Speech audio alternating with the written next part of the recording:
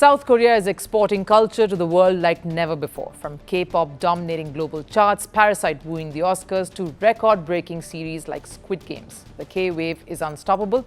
Skincare and food, of course, all very iconic. But while South Korea's modern culture is conquering the world, one of its oldest traditions is quietly fighting to survive.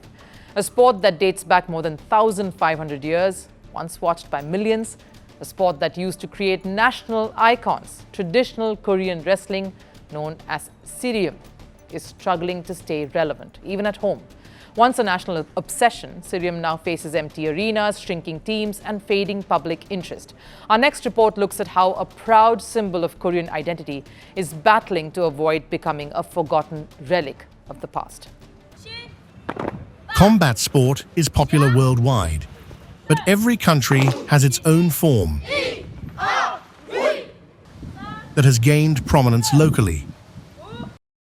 Over in South Korea, it was Ssireum. In the 1980s and early 1990s, the sport was at its peak.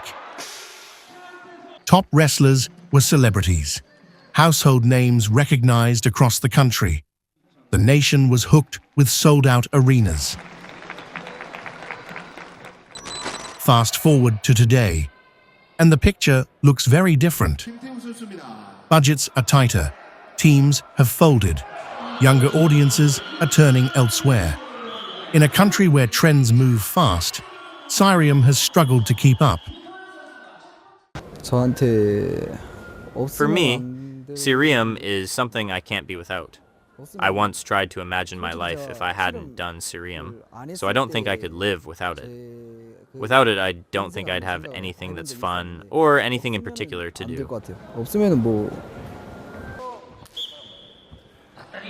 It's a sport rooted in tradition, once performed during festivals and harvest celebrations.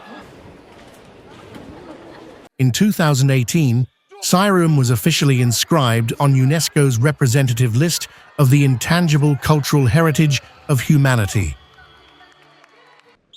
But recognition hasn't translated into revival.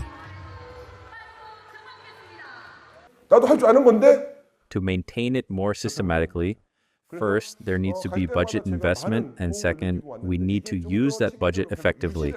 In other words, there must be program development. Contrast this with Japan's sumo. Sumo has a centralized ranking system. The sport returned to London recently, and the reception was massive.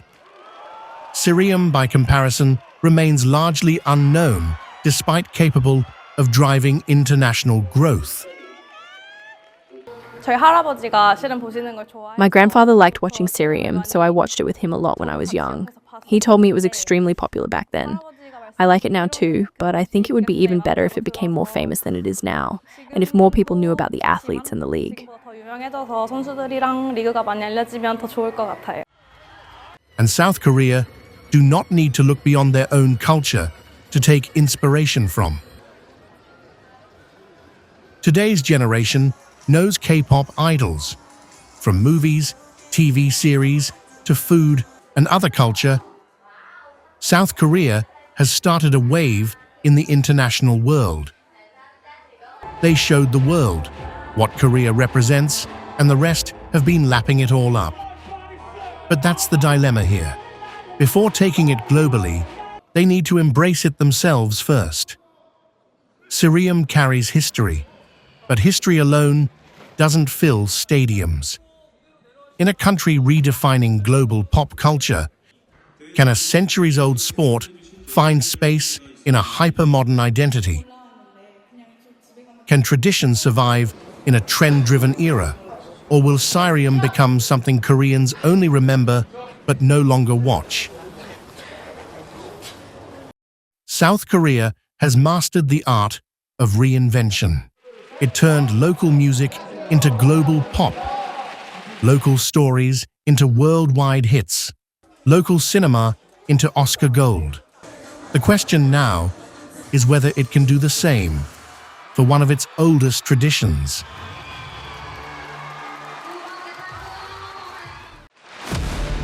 Power doesn't end quietly. Some deaths are not accidents. They are messages. A gunshot. A crowd. A country frozen. The killer disappears. The questions don't. This is not just about who died.